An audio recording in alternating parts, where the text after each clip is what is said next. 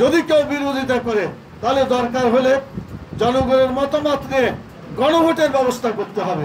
2006 সালে 28 অক্টোবর যে ঘটনা ঘটছে আর 2024-এর 5ই আগস্টে যে ঘটনা ঘটলো, আমি বিশ্বাস করি অতীতের এই সমস্ত রক্তদানগুলা তাদের সেই ত্যাগ এবং কুরবানির বিনিময়ে লক্ষ লক্ষ ছাত্র জনতা, পুরুষ মহিলা শিক্ষক শ্রমিক তারা জীবন দিয়ে যে 5ই আগস্টের যে বিপ্লব সাধিত করলো, আমি বিশ্বাস করি ওই অতীতের রক্তের মর্যাদার বিনিময়ে সম্মানের বিনিময়ে এবং আল্লাহ তাআলা তাদের ত্যাগের কারণে এই 2024 সালের 5ই আগস্টের যে পরিবর্তন আল্লাহ তাআলা সেটা পরিবর্তন করার তৌফিক দান করেছেন, যার ফলে জালেম পালাতে বাধ্য হয়েছে। ইনশাআল্লাহ আগামী দিনে এরকম জুলুম যদি কেউ করতে চায় তাহলে তাদেরকে একই পরিণত বরণ করতে হবে।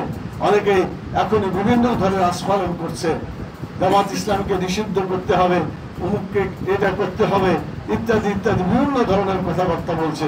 আমরা বলতে চাই জামাত ইসলামী বাংলাদেশ জামাত ইসলামী এবং ইসলামী ছাত্র শিবির ভয়ভীতির কোনো সংগঠন এটা নয়, বরং জামাত ইসলামী ইসলামী ছাত্র শিবির যারা বলে ভয় কি জিনিস তাদের মধ্যে নাই এবং থাকবে না। ইনশাআল্লাহ আমরা আগামী দিনে এই দেশে কোরআন এবং সুন্নাহ অনুযায়ী যাতে গড়ে তুলতে পারে সেই আন্দোলন আমাদের করতে হবে। আগামীতে যে নির্বাচন আছে, প্রধান উপদেষ্টাকে বলতে চাই এই পিআর যেটা হয়েছে এটা দুটা কারণে খুব দরকার।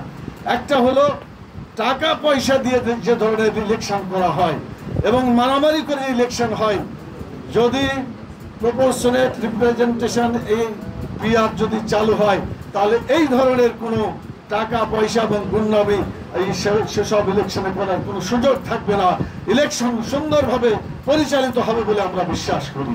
সেই জন্য বাংলাদেশের ইলেকশন এই ধারার মধ্য দিয়ে পিআরের মধ্য দিয়ে যাতে প্রতিষ্ঠিত হয়, এটার জন্য আমরা বর্তমান সরকারকে বলেছি যদি কেউ বিরোধিতা করে তাহলে দরকার হলে জনগণের মতামত নিয়ে গণভোটের ব্যবস্থা করতে হবে। আর গণভোট কারা ভয় করে? যারা মানুষকে ভয় করে, যারা মানুষের মতামতকে ভয় করে, তারা এই গণভোটকে বাধা দিতে পারে। সেই জন্য আমরা বলতে চাই গণভোটের মাধ্যমে এটার সমাধান হয়ে তারপরে নির্বাচন হওয়া উচিত। দেশে দেশে সবার সাথে দ্য নিউজ।